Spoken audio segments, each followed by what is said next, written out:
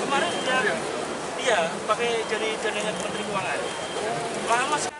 Menindaklanjuti perintah Korve atau gotong royong dari Presiden Prabowo Subianto, dua menteri yaitu Menteri Lingkungan Hidup Hanif Faisal Nurofik dan Menteri Pariwisata Widianti Putri Wardana hadir langsung pada aksi bersih-bersih sampah laut di Pantai Kedonganan, Kuta Badung, Bali. Kegiatan yang diinisiasi Kementerian Lingkungan Hidup melibatkan ribuan peserta dari berbagai unsur masyarakat, sekaligus sebagai bagian dari rangkaian Gerakan Indonesia Asri serta penguatan Gerakan Nasional Penanganan Sampah. Aksi bersih-bersih sampah laut di Bali berlangsung secara serentak di 3 lokasi yaitu Pantai Kelan, Pantai Kedonganan, dan Pantai Jimbaran. Aksi serentak ini digelar untuk menekan pencemaran laut, khususnya sampah plastik serta menumbuhkan budaya bersih di kawasan pesisir. Selain dihadiri Gubernur Bali, Wayan Koster, dan Bupati Badung, Wayan Adi Arnamo, aksi bersih sampah laut ini juga dihadiri langsung dua menteri sekaligus, yaitu Menteri Lingkungan Hidup Hanif Faisal Nurofik dan Menteri Pariwisata Widianti Putri Wardana. Aksi ini tidak hanya dimaknai sebagai kegiatan simbolis, tapi juga upaya memperkuat komitmen bersama dalam menangani persoalan sampah yang dinilai semakin mendesak di Bali. Pantai Kedonganan dipilih sebagai pusat kegiatan karena letaknya yang strategis sebagai kawasan wisata sekaligus ruang publik yang berhadapan langsung dengan aktivitas masyarakat dan pariwisata. Melalui kegiatan ini, pemerintah pusat dan daerah menegaskan bahwa persoalan sampah membutuhkan keterlibatan semua pihak secara berkelanjutan. Menteri Lingkungan Hidup Hanif Faisal Nurofik mengatakan masalah sampah merupakan kondisi darurat nasional yang dihadapi hampir seluruh daerah di Indonesia tanpa terkecuali. Oleh sebab itu, Presiden Prabowo Subianto menekankan pentingnya perubahan budaya dalam pengelolaan sampah, apalagi Bali memiliki posisi strategis sebagai wajah pariwisata nasional. Pemerintah akan terus memantau dan mendorong pelaksanaan pengelolaan sampah yang melibatkan seluruh elemen sebagai upaya menjaga Bali sebagai etalase pariwisata nasional secara serius dan berkelanjutan. Hanya merupakan salah satu penguatan saja, karena setiap hari teman-teman dari Badung, dari provinsi, dengan dukungan penuh dari TNI dan Polri telah melakukan terus kegiatan ini. Namun memang kegiatannya harus terus dilakukan secara sistematis. Tidak boleh mungkin pagi hari, siang berhenti, sepertinya tidak seperti itu. Jadi ini sampah spesifik. Sampah spesifik itu sampah yang tidak dihasilkan dari sampah rumah tangga atau sejenis rumah tangga. Ini berkontribusi kepada devisa pariwisata yang paling besar. Nah, jadi kita harus jaga Bali kita, pantai kita. Ini dari kebiasaan sehari-hari dari masyarakat, jangan buang sampah sembarangan, dan juga dari industri pariwisata harus mengelola sampahnya sendiri. Dan juga dari pemerintah daerah kita minta dukungan untuk selalu menjaga dan membersihkan daerah-daerah sekitar. 3 Februari yang lalu, sesungguhnya setelah rakor itu Pak, kami langsung rapat dengan Bupati Badung, Wali Kota, dan Bupati Bali, juga dengan Bapak Pangdam, Kapolda, dan Kajati, rapat untuk menindaklanjuti dan akan membentuk Satgas yang akan dibentuk siang hari ini Pak. Jam 2 kami rapat, Satgas pembersihan pantai, tidak hanya Badung Pak, kecuali Bangli semuanya punya pantai Pak. Ya, jadi kami akan membentuk Satgas di semua kabupaten kota kecuali Bangli. Sejalan dengan arahan Presiden, persoalan sampah merupakan masalah kolektif seluruh elemen bangsa yang harus diselesaikan bersama-sama. Melalui gerakan berkelanjutan seperti Indonesia Asri, kebersihan diharapkan menjadi kebiasaan sehari-hari demi mendukung pariwisata yang berkualitas dan berkelanjutan. Sementara Pemprov Bali bersama pemerintah Kabupaten Kota Sebali akan memperkuat penanganan sampah kiriman khususnya di kawasan pantai dengan membentuk satgas khusus yang bertugas secara bergiliran sepanjang hari. Laporan Alit Sidi, Badung, Garuda TV.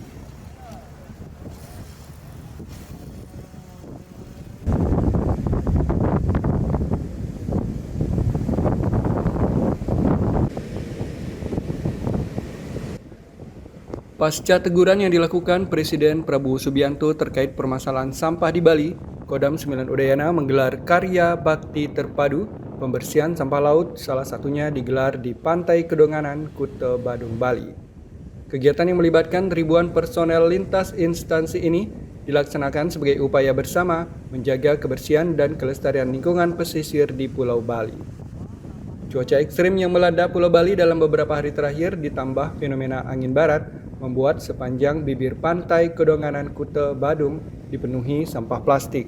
Sampah plastik yang didominasi gelas plastik, kemasan plastik dari makanan dan minuman saset, hingga sandal, ditambah sampah laut lainnya, bahkan menutup keindahan pasir putih pantai Kedonganan. Serbuan sampah plastik mulai terdampar di kawasan pesisir Kedonganan sejak Desember 2025 lalu. Serbuan sampah laut terbentang menutup kawasan bibir pantai, mulai dari kawasan Kampung Nelayan sampai kawasan restoran seafood tepi pantai. Untuk menanggulangi permasalahan sampah kiriman tersebut, Kodam 9 Udayana menggelar karya bakti terpadu pembersihan sampah laut melibatkan ribuan personel lintas instansi, diawali dengan apel yang dipimpin Kasdam 9 Udayana, Brigjen TNI Taufik Hanafi. Brigjen TNI Taufik Hanafi mengungkapkan, pembersihan sampah di Pantai Kedonganan merupakan tanggung jawab seluruh pihak untuk mewujudkan lingkungan bersih, indah, dan nyaman bagi semua. Bersih sampah laut ini akan dilaksanakan secara berkala agar kebersihan dan keindahan pantai di Bali tetap terjaga secara berkelanjutan. Yang ada, dengan personel yang ada, dan dengan semangat kita, kegiatan ini dapat kita laksanakan dengan baik. Dan saya berharap mungkin nanti selanjutnya secara berkala bahwa kegiatan ini mungkin tidak hanya hari ini, mungkin tetap akan kita lanjutkan secara periodik sehingga pantai kita ini akan tetap bersih, indah, dan rapi. Kegiatan karya bakti ini merupakan wujud nyata sinergi TNI dengan Polri, pemerintah daerah, dan seluruh elemen masyarakat dalam menjaga kelestarian lingkungan pesisir. Keterlibatan berbagai unsur menunjukkan kepedulian bersama terhadap permasalahan sampah laut yang berdampak luas. Dalam pelaksanaan aksi bersih tersebut juga digunakan berbagai sarana pendukung seperti alat berat untuk pengerukan sampah, kendaraan beach cleaner, mobil truk pengangkut sampah, serta peralatan pendukung lainnya. Di sisi lain, serbuan sampah laut di Pantai Kedonganan yang didominasi sampah plastik juga menimbulkan masalah tambahan bagi para nelayan. Selain akibat cuaca buruk dan gelombang tinggi, tekanan sampah laut di darat dan di tengah laut juga berdampak terhadap menurunnya hasil tangkapan ikan. Laporan Alit Sidi, Badung, Garuda TV.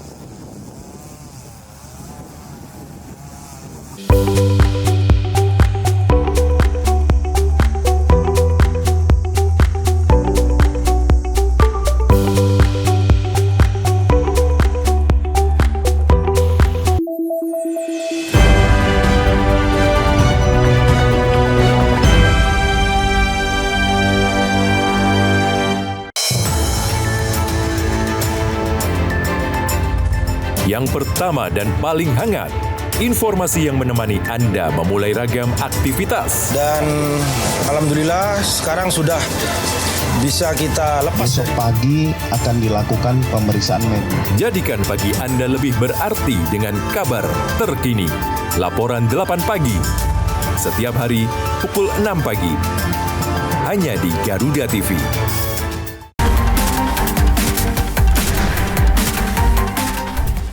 Mengungkap kasus kriminal terkini di seluruh penjuru tanah air. Ulasan tajam tanpa ampun bersama para aparat.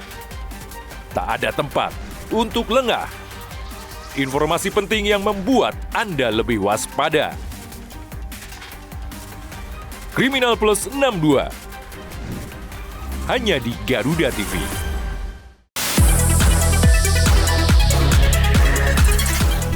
Dunia hiburan memang selalu penuh warna. drama panggung yang tak terlupakan, hingga cerita cinta yang menghebohkan. Rahasia di balik kesuksesan para selebriti. Elegan intens, suasana lokasi yang menegak. Kehebohan apa saja yang terjadi saat ini. Saksikan Gosip Panas Selebriti. Hanya di Garuda TV.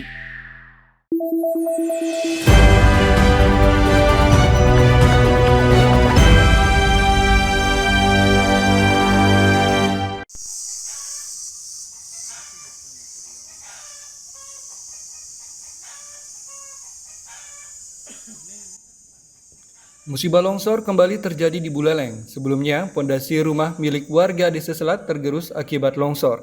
Kali ini kembali terjadi rumah milik Madewania, warga Desa Sudaji, Kecamatan Sawan, Buleleng. Longsor menerjang pada Jumat 6 Februari lalu sekitar pukul 5 WITA. Akibatnya satu rumah warga amblas tergerus longsor. Parahnya lagi, timbunan material longsor menutupi akses jalan penghubung antar desa. Beruntung saat kejadian tidak ada korban jiwa. Saat kejadian, pemilik rumah Madewania dan keluarganya beristirahat di ruang keluarga karena kondisi sedang hujan lebat. Namun jelang beberapa saat, Madewania dikejutkan dengan bunyi gemuruh. Kontan saja, Madewania dan beberapa keluarganya lari berhamburan menyelamatkan diri dari peristiwa tersebut. Akibat longsor, satu kamar rumah hancur dan kerugian ditaksir mencapai 50 juta rupiah. Melihat peristiwa tersebut, sejumlah warga mengevakuasi Madewania dan keluarganya ke rumah tetangga karena dikhawatirkan terjadi longsor susulan. Peristiwa longsor yang menimpa rumah Madewania mengakibatkan timbunan material menutup akses jalan antar desa. Akibatnya jalan antar desa tetangga lumpuh total. Kepala Desa Sudaji mengajak seluruh elemen masyarakat untuk bergotong royong mengevakuasi timbunan longsor yang menutupi badan jalan. Akibat di desa kami mengalami cuaca ekstrim, yaitu hujan deras yang diguyur dari 2 hari yang lalu. Salah satu rumah warga mengalami longsor akibat hujan deras tersebut. Jadi longsoran tersebut sampai menutup jalan utama desa. Nah, dalam hal itu juga kami selaku kepala desa berkoordinasi dengan pihak-pihak terkait, terutama Musbika dan jajarannya. Nah, memasuki hari ketiga pasca musibah longsor, aparat desa sudah melaporkan kepada BPBD Buleleng dan Dinas PUPR. Sementara akses jalan menuju desa tetangga hanya bisa dilintasi kendaraan roda 2. Laporan Zainuddin Yazin, Buleleng, Garuda TV.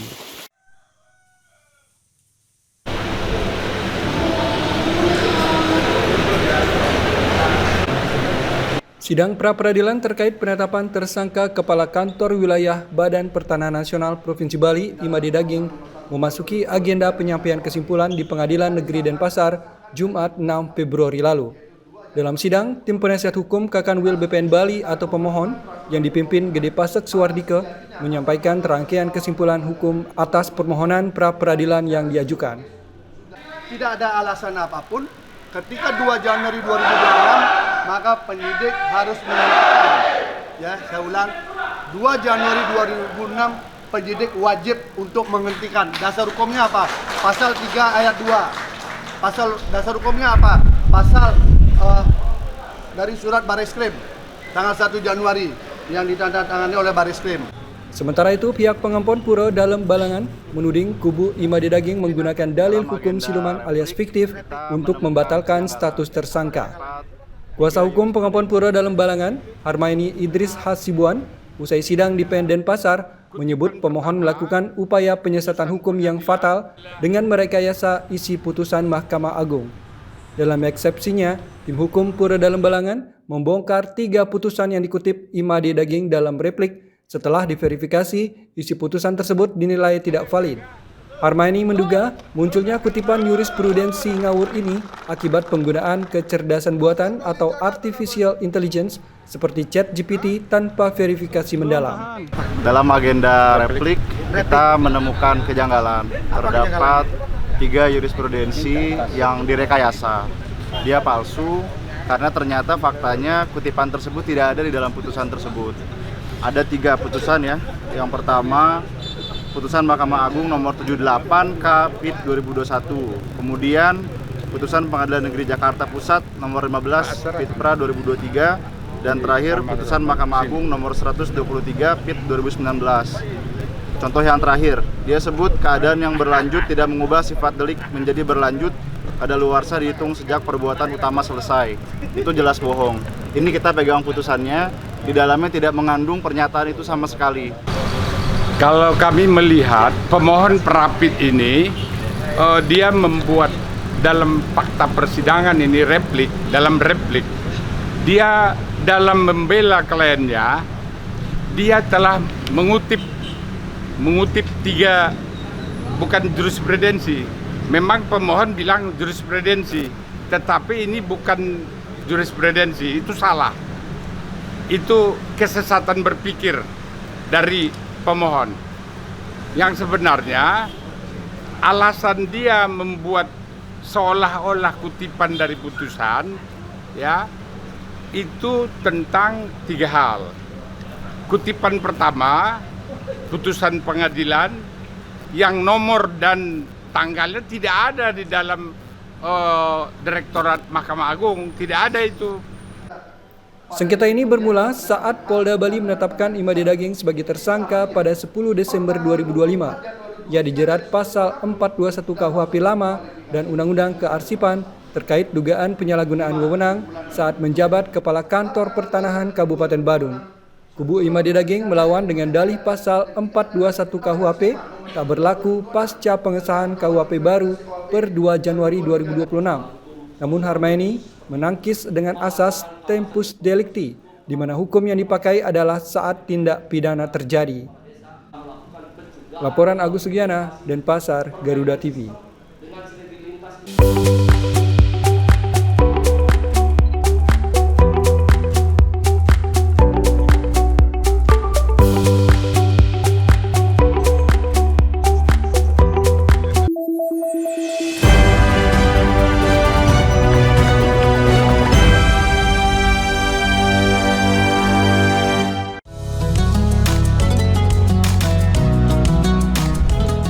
Melalui konsep dakwah santai dan edukatif, mengajak pemirsa memahami ajaran Islam melalui pendekatan ringan dan penuh kehangatan.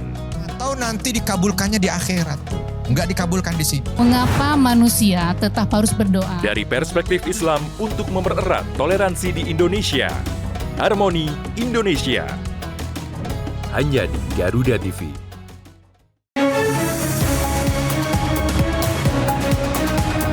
Rangkaian informasi terkini dan mendalam, mengupas peran strategi dan peran penting para pengambil kebijakan. Orang yang bersih, orang yang tidak korup. Kuotanya sudah dinaikkan 15%. Menghadirkan fakta, bukan wacana. Kalau LPM kamu saya tangan. Dalam Kabinet Merah Putih, Senin sampai Jumat pukul 5 sore.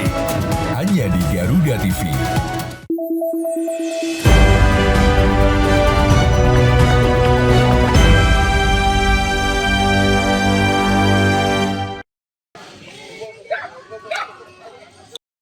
Bertepatan dengan perayaan Hari Raya Tumpak Uye atau Tumpak Kandang, pemerintah Kabupaten Badung menunjukkan aksi nyata menjaga keharmonisan manusia dan satwa. Melalui Dinas Pertanian dan Pangan Kabupaten Badung, puluhan anjing dan kucing mendapat vaksinasi rabies gratis Sabtu 7 Februari 2026 di Pusat Pemerintahan Mangupraja Mandala, Badung. Kegiatan ini bukan sekedar layanan kesehatan hewan, tetapi juga wujud pelestarian kearifan lokal Bali yang relevan dengan tantangan zaman. Bupati Badung Iwayan Adiarnamo menegaskan vaksinasi ini akan dilakukan secara berkelanjutan. Tumpak Kandang menurutnya mengajarkan nilai pemahayu, melindungi, dan memuliakan kehidupan termasuk satwa peliharaan. Pelaksanaan kegiatan merupakan langkah awal sekaligus menandai dimulainya vaksinasi rabies tahun ini. Sementara itu, PLT Kepala Bidang Kesehatan Hewan Dinas Pertanian dan Pangan Badung, I Gusti Ngurah Narendra menjelaskan, vaksinasi rabies rutin dilakukan setiap tumpak kandang dengan berbagai bentuk kegiatan, mulai dari vaksinasi, pemberian pakan satwa, hingga penebaran ikan, semuanya bertujuan menjaga keseimbangan alam. 5.000 dan ini juga akan terus dilakukan secara berlanjut, tetapi kan ini sebagai langkah awal dan sekaligus ya menandai lah ya dimulainya vaksinasi untuk 2026. Saya kira ini bagus sekali dan ini harus tetap dilakukan secara berlanjut dan inilah salah satu bukti kearifan lokal kita. Ini rutin dilakukan setiap hari Tumpak Kandang, mungkin bentuknya yang berbeda, mungkin kita hari ini kita vaksinasi, mungkin waktu yang lalu kita pernah memberi makan kera, monyet di Sange, mungkin ada penebaran ikan juga, bentuknya yang berbeda-beda. Berarti setiap tahun sekali ya Pak ya melakukan? Setiap tempat kandang. Setiap tempat kandang. Kadang-kadang bisa setahun bisa 2 kali. Pada kegiatan kali ini sebanyak 96 ekor anjing dan kucing berhasil divaksin rabies. Sebanyak 10 dokter hewan diterjunkan, dibantu 10 mahasiswa Fakultas Kedokteran Hewan Universitas Udayana. Program ini pun disambut antusias masyarakat. Saya kira bermanfaat banget ya, kayak kucing itu kan saya tinggalnya di dalam rumah dan kita tuh sering banget tidur bareng, jadi saya ngerasa lebih aman aja kalau udah divaksin gitu. Jadi ini sangat membantu banget untuk yang para punya anjing biar gak untuk mencegah rabies juga. Lagi ini programnya ini bagus banget. Melalui momentum Tumpek Kandang, pemerintah Kabupaten Badung menegaskan komitmennya untuk menjaga satwa, melindungi manusia, dan merawat harmoni kehidupan. Laporan Gede Agung, Badung, Garuda TV.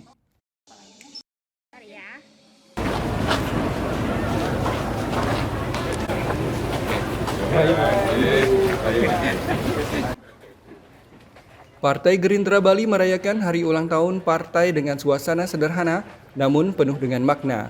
Ratusan kader dari tingkat ranting, cabang hingga daerah membadati kantor DPD Gerindra Bali di Jalan Kapten Tantular 1 nomor 8 Renon, Denpasar, Jumat 6 Februari lalu. Kader yang hadir dengan penuh semangat meneriakan kompak, bergerak, dan berdampak. Slogan tersebut resmi menjadi tema HUT ke-18 Partai Gerindra, mencerminkan semangat persatuan, gerak nyata, dan kontribusi langsung kepada masyarakat. Ketua Gerindra Bali Made Mulyawan yang akrab disapa De Gajah mengatakan perayaan Hari Jadi Gerindra dilaksanakan dengan membuat acara perayaan yang sederhana namun tanpa kehilangan makna.